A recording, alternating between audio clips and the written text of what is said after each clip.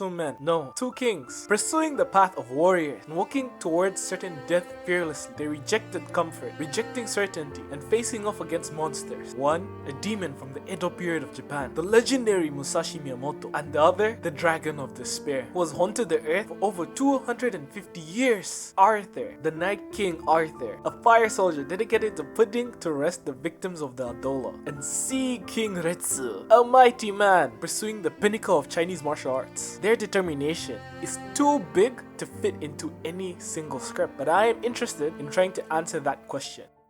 These penguins are all heading to the open water to the right.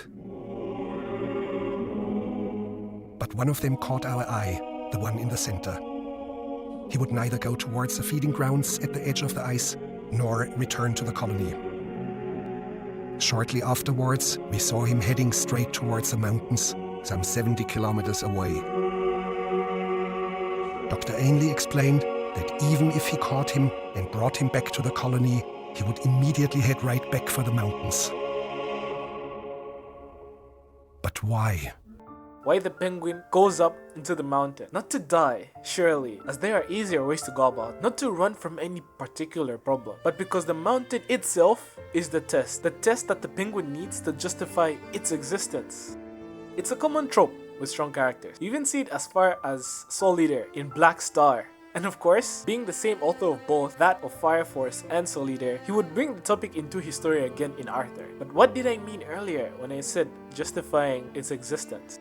Why don't we look at Gojo, Satoru Gojo, when he argued with Geto his friend? What did Geto ask? Or Conquest from Invincible? The man without a name. It's their strength that defined them in the eyes of others. At the very least, their course, their identity gets boiled down and put into the mold of their others, such that the strength that they wield separates them from the rest of their friends and society in general. They stop becoming regular individuals, no longer just people, and wane from common life experiences. Arthur, by all means, did make the ultimate sacrifice for the sake of the next world after the Adola, but he did enjoy himself. He was happy. He wanted to prove himself against the impossibly strong dragon.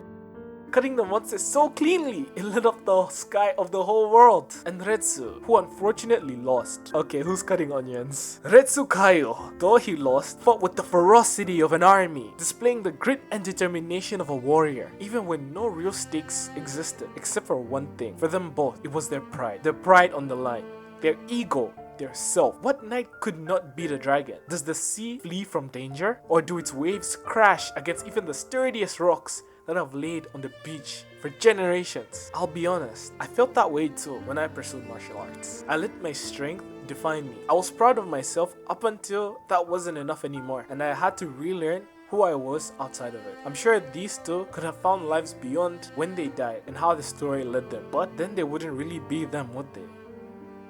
They died as they lived. I salute to the fallen kings. Surely, their crowns were too heavy for the people they fought for and protected to bear, and for the sake of their ideals. To have told them not to fight, they would have jumped from their graves to scold us. Rest in peace. Type shit.